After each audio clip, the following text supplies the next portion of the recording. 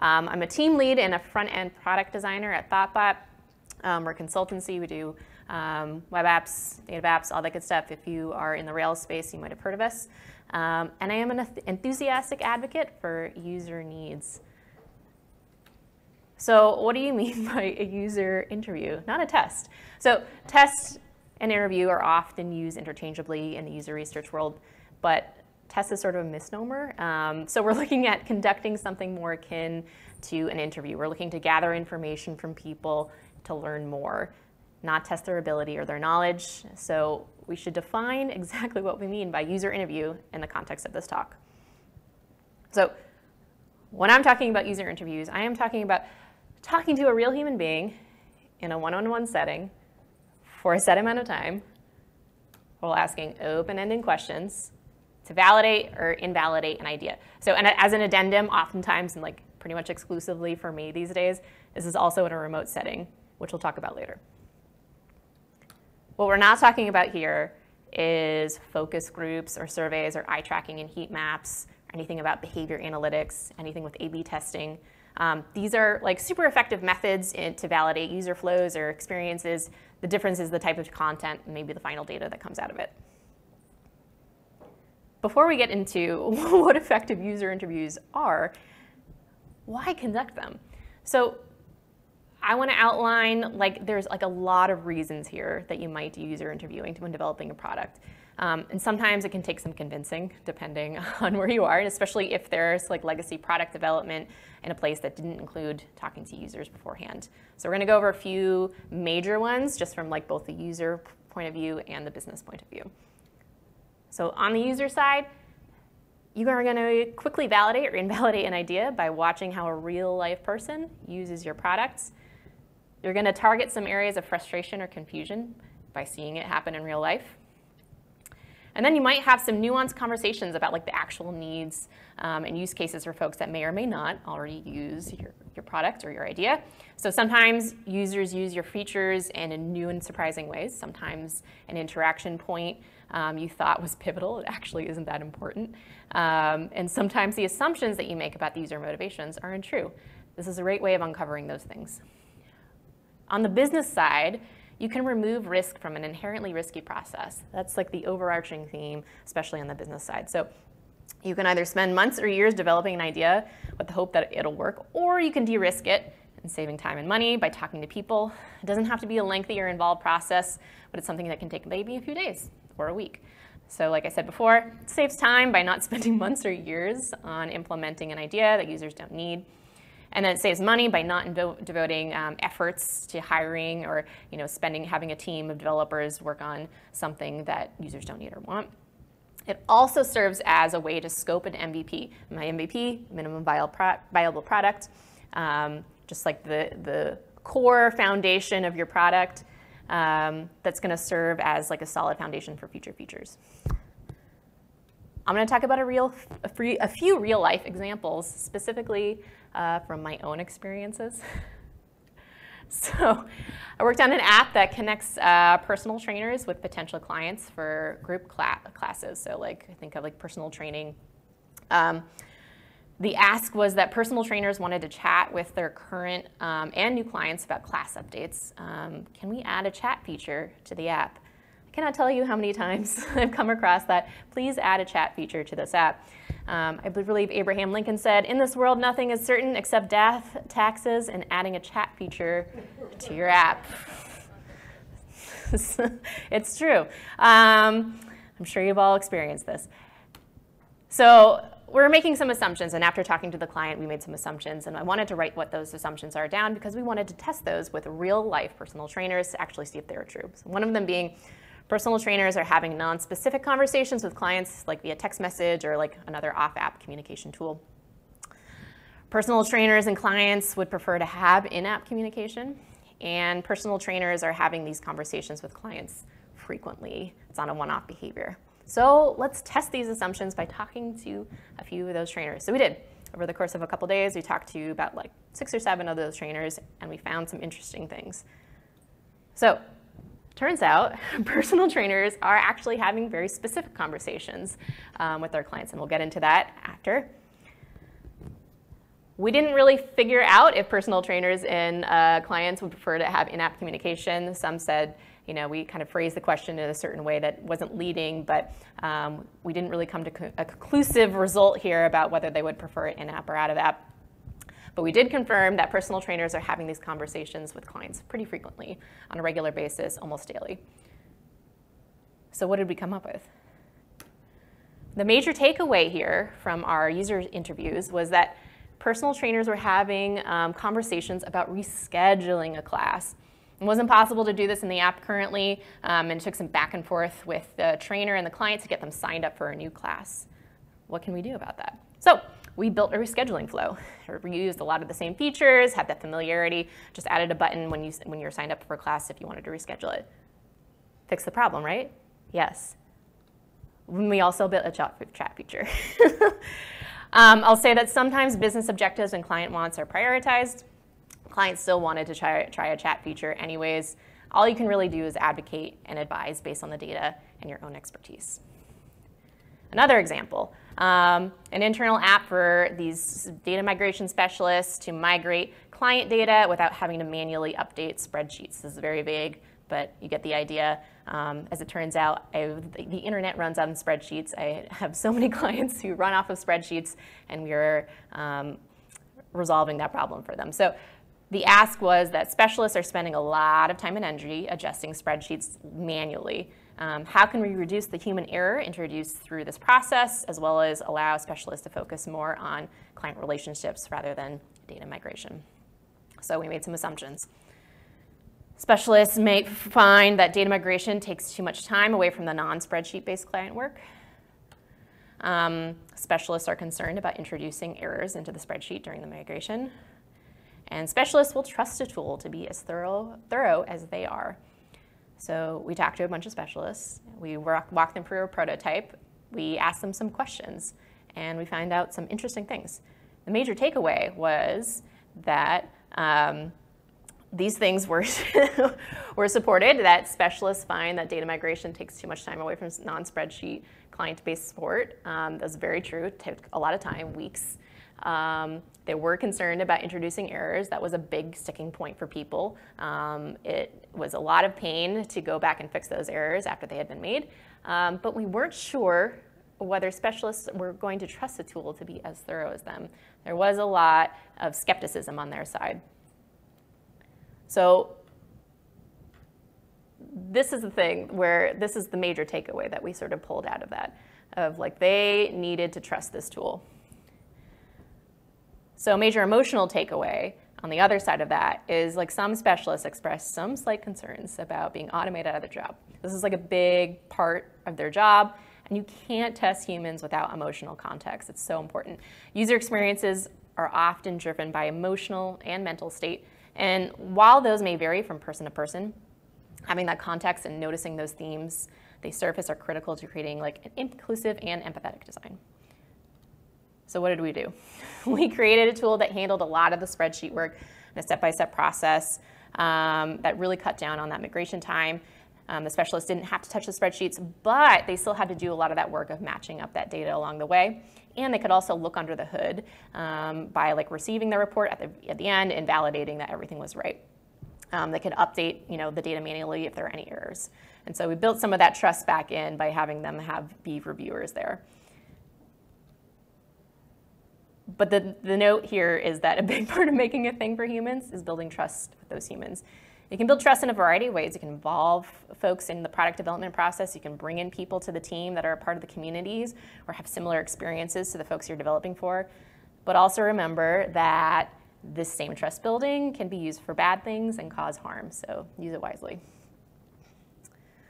Another thing to note about user interviewing is not everything is about invalidation. I just talked about a few ways that we invalidated some ideas and how we push forward on that. Sometimes you're just proving an idea right. That's okay. It doesn't mean that your time spent interviewing was wasted at all. You have real life data to support your assumptions, and you may also have more buy-in from other folks on your team who are unsure about the idea. You may have also collected more data for future features or things that could be tweaked for improvement. It's always great. Another question, I guess, is when do I do this? My answer is always be user interviewing. A buoy. Not a good initialism, but you get the point. The answer is that user interviewing is an integral part of de-risking ideas and ensuring user needs throughout the development process. The scripts you might use and the objective might change over time, and that's okay. So, effective user interviewing. That's the name of the talk. We're finally here. Hooray. So I've divided this up into 3 areas of preparation, the actual interview, and debriefing and synthesizing. User interviews are run in a lot of different ways. This is just the way I run them, and I'll give you an overview of the sub-steps of each of these points. So let's talk about prep. First thing you might want to do is schedule some people to talk to. I usually like to start with about 5 or 6 people. You tend to have diminishing returns after that. You kind of see those themes bubbling up. That doesn't mean to stop user interviewing fully on your product after that first 5 or 6 people. It just means that's a first group to test with and to pull themes from. 30 to 45 minutes, could be less, could be more, depending on your needs. And then don't do them back to back. Like, don't have an interview that starts and ends at the same time. Have at least 15 minutes of a buffer in between those user interviews. This is nice if you have any technology issues, if someone's late, if you just have a conversation that's going over, you want that buffer time there. It's also just nice to have a break in between user interviews. Schedule everyone in like a set block of time. So over a few days, maybe a week. You don't want to have your first group of user interviews scheduled over the course of like 2 months, because you want to be able to pull themes and actually take action on these things. Write down your assumptions. This might come if you're a consultant talking to the client, or if you're an internal team talking with your team. Write down some assumptions, things that you think might be true, but you need to test. You might have around 8 to 12 assumptions. That's usually what I like to start with. Once again, you might have more, you might have less, totally okay. These are going to serve as a basis for your script. Put it in a spreadsheet. I love to put my assumptions in a spreadsheet to keep track of what I'm testing, what's been verified, and what hasn't. So this is what one might look like. This is very small text, but you can see I have a list of assumptions. I have a column for what is tested using. Some of them are tested using analytics, but a lot of them are scripts. And then it's validated via is the actual question that I'm testing with. So the assumption and validated via is the question that I'm asking people. And as we're testing with users, we're typing off whether it's validated or invalidated and keeping a tally there. And then that serves as a way to go back and review afterwards and see what is actually validated or invalidated. So like I said, prepare a script from that assumption list. Before you write your script, write everything in the script, including directions for someone running the interview. It's just going to serve as your guideline for going through an interview with someone. It's great just to have all the directions written out. Keep questions open and conversational. Don't lead the witness. We'll get into that a little bit later. And don't be afraid to go off script. These questions are not meant to be like a point-by-point checklist. It's more of a guideline for you to have like a fuller conversation with somebody. You get really nuanced conversation and really fun stuff when you have open-ended questions. And not every question has to cover an assumption. You should be covering most of your assumptions in your script, but not every single question has to be a one-on-one with an assumption. And then if you have different kinds of users, you can cater some specific questions to those differences. That's a really great to have like very specific questions. If you have like maybe like an Uber app like that, you have the driver side and you have the actual like rider side. You want to break up the script into maybe some specific questions. You might have some background questions and some prototype questions. Just have everything sort of like really neatly lined out so it makes the interviewing process a lot easier. And then write it down in a document all accessible to you and your team. Google Docs is fine. The next thing you want to do is assign roles to folks on your team. The 2 main roles are facilitator, note taker. It's really all you need. You might want to switch off these roles for each interview so someone is not doing all the facilitating and not doing all the note-taking. You might also have a client that is looking in on these meetings or watching them happen. Those are always great. Another thing, check your technology, especially if you're doing remote, which most of us are these days. If there's a remote interview, like ensure the technology's all set. Does the interview have access to the tech needed for the interview, like a laptop, webcam, internet connection? Do they have a backup plan if technology fails on either end? A common occurrence I've encountered in remote user interviewing is like when I'm testing out a prototype, like inability to share the screen. It's still impossible after a few tries. I just end up driving, totally fine. It's not ideal, but I usually just end up asking them where to like scroll and click and having them walk me through. Okay, now we're into the actual interview portion. What do we do here? So you definitely want to limit the interviews to a one-on-one experience. And I say experience and not actually one-on-one. And so if you have other people in on the call, have everyone except the facilitator in the interview turn off their cameras and microphones. It can be incredibly overwhelming to have a group of faces staring at you in an interview. So for remote interviews, you can still add some more folks to the call, but ensure that their microphones and video cameras are turned off.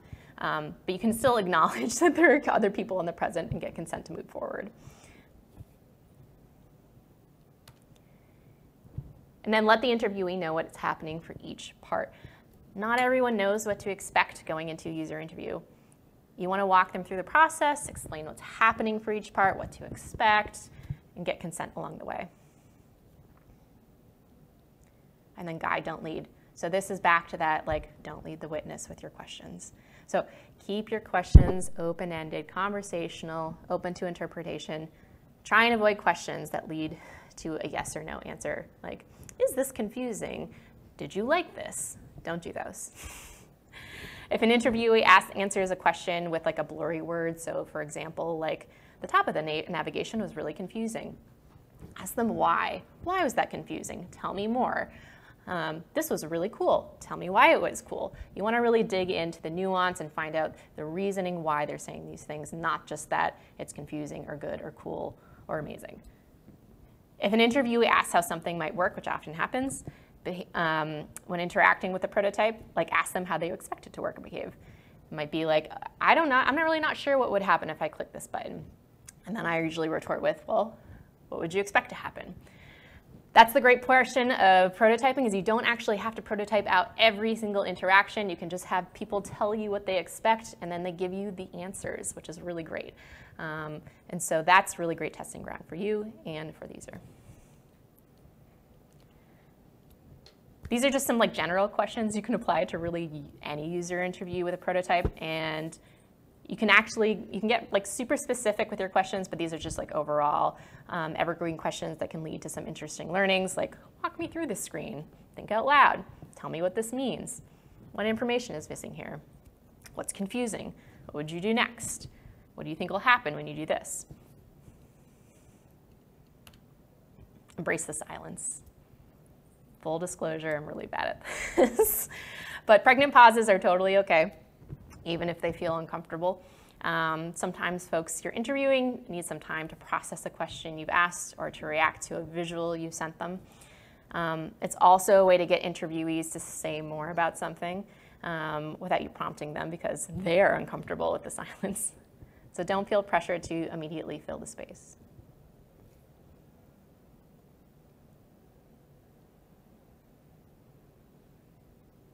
Are you uncomfortable yet?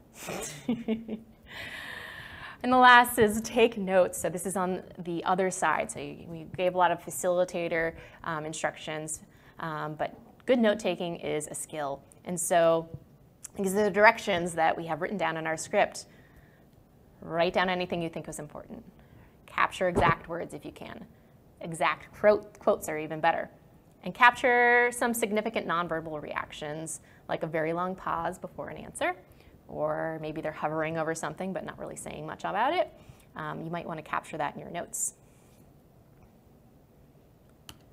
And then I always end user interviews with my magic question. There's a lot of variations on this, but it is really handy for getting some really cool feedback. And it's, if you had a magic wand and could change anything about this product or idea, what would that be? Sometimes they may have already answered that in your interview so far, but this is like a really great way to sort of outro and get some interesting feedback about what someone wishes they had, if it was blue sky anything. And then pay your users. You don't work for free, neither should they. I usually send like a Visa gift card, $1 per minute is my standard, so if it's 45 minutes, 45 bucks. And then after the interviews, you want to debrief and synthesize your results. How do you move forward? So you want to create takeaways. So you might have the raw notes from all of your interviews. I like to create takeaways. There's about like 8 to 10 important takeaways from each interview. Think of them like the cliff notes. So if someone was to go and skim through your interviews, they would understand what the main sort of salient takeaways were. And then synthesize those overlapping themes. So using your takeaways, find what themes are bubbling up. What's confusing? What's interesting? What do people like? What do people not like? What is surprising? Did you validate or invalidate any assumptions? Were there some areas of frustration or confusion? Were there some areas of confidence or delight? So that's the effective part. Something I want to talk about before we get into an actual user interview is the bias that you'll introduce when it comes to user interviewing. You're doing great, you're facilitating, you're taking notes, you're doing everything right, but you're always going to introduce some level of bias, and it's important to be cognizant of that. So I'm going to go over a few of those. First is the group of users you might choose. Your user needs may vary according to different communities, populations, identities they're a part of, and something to remember to reach outside of your target demographic, if you already know that. Even if you feel like you know your target demographic really well, it's worth going outside to get nuanced information. For example, say you are a company selling men's razors, and if you're only talking to men, you're missing out on perhaps a key group of folks of marginalized gender experience, me, who prefer men's razors. And that information is super valuable. And also know that these groupings aren't isolated. You have very much overlapping experiences that are interconnected. You need to consider intersectional experiences of different identities, especially ones that are marginalized. Another thing to consider, the Hawthorne effect. It's basically how people react when they're being observed. They might react differently in a user interview than they're actually using your app in real life. There might be some slight differences there. It's just something to be aware of as you're pulling that data and as you're watching someone, their body language, anything like that. Be cognizant. And then your own experiences, assumptions, worldview, expectations, that's going to color your results, your feedback, your notes, whether you like it or not, it's going to be in there because it's human. This is also another great reason to switch off interviewers and hire people to your team with different backgrounds than you, because they can provide different experiences and provide different kind of note-takings and takeaways from that. The last thing, be cognizant of some user trauma when interviewing. It can be heavy stuff. So not every interview is like, a benign topic. Sometimes you're talking to folks with experiences that are traumatic about apps that deal with that trauma. And you want to make sure that you prepare for these to minimize harm. And so some main points might be that you want to give users an overview of what you're going to be discussing and ask them if they have any questions before the interviewing starts. You want to ensure confidentiality and consent to ask permission to take notes and record. And you might actually consider not recording if the issue needs it. You want to let them know that they can skip questions or stop the interview at any time. This is for any interview. It's just great to kind of let people know that if they want to stop it, they can. Some folks, they might, continue despite discomfort if you're paying them, which you should. You want to let them know beforehand that they're free to skip or stop and they'll still receive payment. It's important to not let them feel like they have to push on something that's uncomfortable just to get the money. They should still get paid. And then you want to vet your questions and perhaps have someone else that has an expertise in the subject area review the script. Pushing through an interview where someone is clearly uncomfortable isn't a good idea from any side, causing undue harm to a real human person, and you're not getting great data from the interview anyways. Now, knowing all the things that we know now about user interviewing, let's do one. So, some context first. We made an app a web app. It's so there's like this online ordering website for a local cookie shop that allows patrons to build their own cookie flavor. It's a brick and mortar shop, and they want to extend their cookie products to online ordering. How might we allow patrons to order cookies as well as create their own? So a couple of assumptions maybe we're making here. That patrons trust that they're buying the same quality cookies as in store, and patrons know exactly what they're getting when they build a custom cookie. Made a little app in Figma, a lovely Figma prototype as we have over here. And a few basic questions we might ask someone. What are you seeing here? Is there anything missing on this page? What would you do here? What does this mean? What does this button mean? We're going to talk to my friend Edward. All you need to know about him is he is a cookie enthusiast. Let's interview him. So I'm going to pull over here. Hopefully this works. Let's see.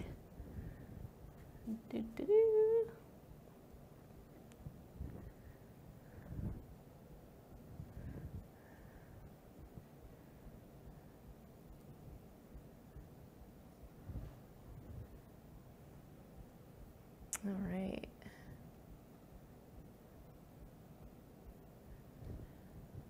I'm unsure where to put.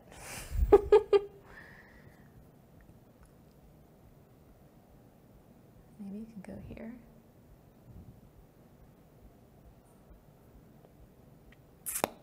Hey, Edward. Hi. Hold on. I've broken my cardinal rule here in testing technology beforehand.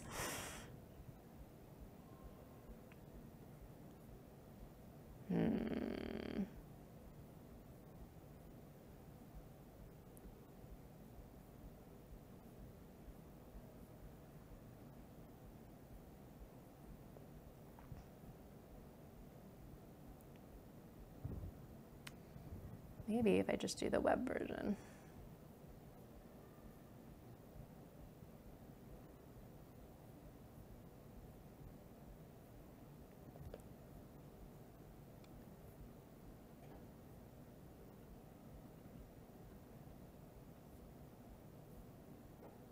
Is there a way to get to Zoom and show like a Zoom call on here?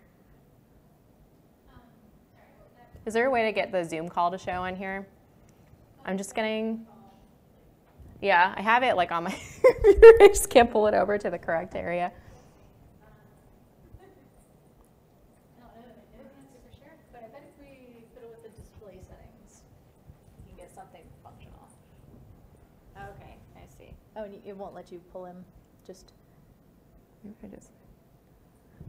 Oh, there it is. There we go. Aha. Haha. Yeah. Excellent. Hello, Edward. Can we hear you? Hello. Oh, okay. Can you all hear that? Hello. Sort of? Yeah, it's good enough. All right, Edward. Thank you for talking to us today. I really, really appreciate you taking the time. I'm here with a full room of people. Is that okay that they're watching in on this interview? Yeah, that's fine. Okay, great. It's a little quiet. Is there a way to turn this up? Okay.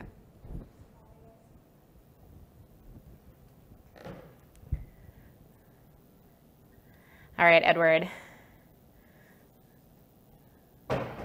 Excellent. I don't have the link handy, but do you have the link handy, Edward? Yeah, I do. Okay, cool. Yeah, I'm gonna have you share your screen, Edward, when you're ready, and we're going to walk through a screen that looks like a cookie shop, and I'm gonna ask you some questions along the way. Okay, can you see my screen? I can. Cool. Great. Great. Thanks. Well, so Edward, can you tell me what you're seeing here? Yeah, it looks like an app on my phone that I can cookies. The Cookie Spot is the name of it, and it's like they've got the promo for some cookies, and I can like buy a cookie probably. Yeah. Is there anything missing from this screen? I don't know. Maybe there's like I don't know if I'm supposed to have an account here. There's other pages Sure. like a little menu up top to get the stuff. But yeah. What would you do first when you get to this screen? Well, if I want a cookie, probably click order. Yeah. Or click one of these cookies. What would you expect to happen if you clicked order? Probably take me to a screen where I could, select the cookie that I want and buy it. Okay, cool. So you mentioned these buttons in the middle there. What do you think those buttons in the middle that says like start your tastiest journey yet? What do those mean to you? So shop our selection, that probably takes me to like a list of all the cookies I can buy, and build your own blend. Blend makes me think of like coffee. So maybe there's also like coffee and cookies, like a cafe thing, or maybe it's a cookie. I'm not sure exactly. Okay. Well, you mentioned shop our selection, so I'm curious what happens there if you want to click that. Sure. Okay, cool. Okay. Yeah. Yeah. So it's like a bunch of different cookies I can buy. Yeah. Can you tell me what you're seeing here? So it looks like it's, cookies that I could just straight up buy as is with little descriptions and pictures. Ooh, that one looks amazing.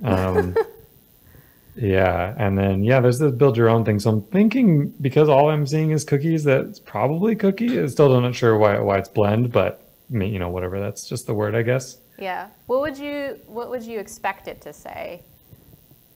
Maybe just like build your own cookie. Yeah. If that's what it is. Okay. Yeah. Let's see what happens. For the build your own blend? Yeah. Okay. Okay, yeah, that's pretty sure this is not coffee. That'd be a pretty weird coffee flavor. Yeah, can you tell me what you're seeing here? Looks like, so I can pick different types of cookies, like a base of a chocolate cookie or whatever, and I can add toppings and mix-ins, and if I have dietary needs or whatever. So I could like just basically build whatever cookie I want. Yeah. Is there anything missing from this page? Most of it's, I think, pretty good, self-explanatory. One thing is that like some of these dietary needs, like they're if someone I know, I'm buying a cookie for someone who's nut-free or I'm nut-free, like what's the severity of the nut-free? Is it made in a nut-free facility? Is it just doesn't have any nuts in it? Like I don't know, so I'm not really sure. I don't know if I'd have a ton of confidence getting something for someone who needed to have no nuts. Yeah, what would you need to have that confidence? Like, what would you need to see? Oh, like one of those little like question marks or little eye symbols that like shows you more information. That would like tell me that. Okay, cool. So what would you do next? So say like you can go and like select some random things here if you want. Sure. So like. Great. That looks like a weird cookie, but yeah, sure. Looks amazing. What are you talking about? Yeah. What would you do next? Well, if this is all I wanted, I'd click on the create your blend order. Okay. And what would you expect to happen after you clicked that button? I guess if they're like shipping me these cookies, I'd put in my like address and some shipping fee and put in my credit card and or Apple Pay or whatever it is, and buy the cookie. Cool. Great. Well, that was it, Edward. Oh, Thank you so much. Yeah, I'm hungry for cookies now.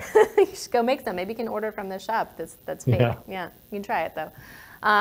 Okay, cool. Well, thank you so much for taking the time to talk with us today, this whole room, for the user interview. Really appreciate it. I'll be sending you a gift card of $0 because you're my friend. Oh, great. But I appreciate it, so thank you. Yeah, sure, anytime. Yeah, your feedback is so incredibly important to the cookie shop, and so this is going to be used to further our product development and design. All right, sounds good. Great, cool. All right, I'm going to leave you, Edward, hopefully. Okay.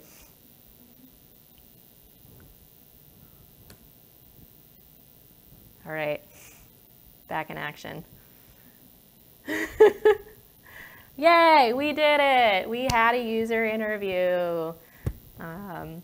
So we learned some interesting and new things that may have challenged some assumptions, wording, adding some things. Maybe we need to add some sort of more clarity around what nut-free means. And then we have some perhaps next steps to iterating on the prototype a bit more. And now that we've run a user interview, I can leave you off with what to use, what's next. So tools of the trade. This is just what I use. You can use a ton of things for user interviewing. We just use Figma. I use Figma for wireframing, prototyping, all-in-one tool. It's so great, love it. There's a free version that can do a lot. Your team might already have Figma, it's awesome. You can play around with it. There's definitely like a steep learning curve, but it definitely just takes some playing around with to get used to. It's awesome. There's a lot of tutorials out there, love it. I use a lot of userinterviews.com for sourcing people to talk to. It's really great on if you're like searching for specific demographics or getting a wide variety of people to talk to, making sure that they have a laptop ready, and also issuing gift cards automatically. I love it. And then I also use Google Docs and Zoom, and that's basically my core set for user interviewing. And I'm gonna leave you off with some light reading. These are just some great books on just design, bias, inclusive design, and user interviewing in general. Basically all a book apart books. I promise I don't work for them, I just really like their stuff. Cross-cultural design, really, really great. Inclusive design communities, available on pre-order by my lovely friend Sam. Designing for cognitive bias, designing for safety. Just Enough Research by Erica Hall, excellent, excellent book that's very focused on user research, and then practical design discovery. There's also an article I've linked here called Be the Villain. If you just search Be the Villain by Eric Bailey, has a lot of lists on like subversive design and how to combat it. It's great. Thank you. So you can find me on the socials, Elaina Natario usually, and then my website is elainanatario.com.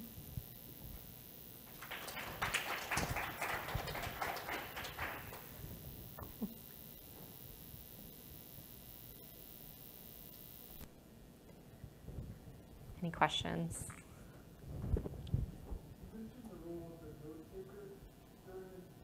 Yeah.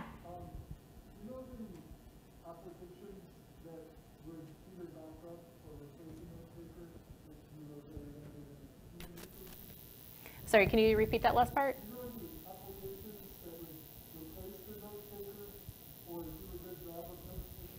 Yeah, oh, so like something that would automatically take notes. I haven't really found anything that takes it as well as I do, and so a lot of times if I'm doing them by myself, what I'm doing is I'm recording the interview, and then I'm going back and watching at like 1.5 speed and then taking notes again. Because I find that for me personally, I process the information a lot better if I'm writing down those notes and having those overview instead of a one-to-one speech-to-text of it. But some people might like it better with those kinds of tools, but I haven't really used them. Hmm? You said that sometimes customers or clients sit in on your interviews. Yeah. Is that a problem? No, I think it's a great thing. I love it when people do that because I think there's a difference between hearing, especially if you are a consultant coming into a company. I think there's like a huge difference between like presenting the information that you learn versus like actually being there and watching it happen in real time and seeing these interesting things pop up in real time with a real user interview. So I love it when clients sit on interviews. I have like set boundaries of like, please turn your camera and microphone off, please don't jump in, except at the end. But it's great to have them in on them. So how do you handle like if there's bias in the customer about edge cases or something, like one bad interview or one user wanted a redesign, everybody else was fine, but they then agreed with the one user.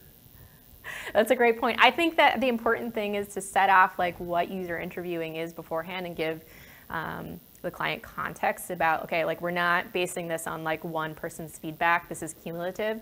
Like we're trying to pull main themes here. And so you're trying to find like, okay, like 5 people said this and not just one person said that. That isn't to say that that might not be an important thing, but it might not be as high priority.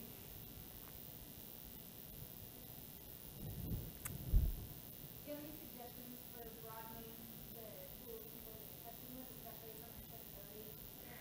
Yeah, that's a tough one. So the question was broadening the pool of people from, especially from an accessibility standpoint. I think user interviews does a really good job of sort of like pulling in those demographics, and you can ask them like some screener questions. But I think the idea is that you need to sort of just reach out to different communities and find those folks and do that hard work.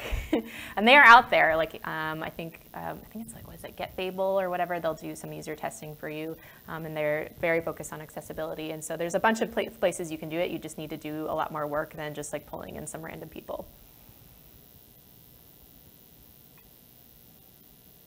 And I also think Figma, is just releasing some features that include sort of like screen reading and sort of accessibility standards within a prototype area. So that's really, really cool and something to consider when you are developing your prototype.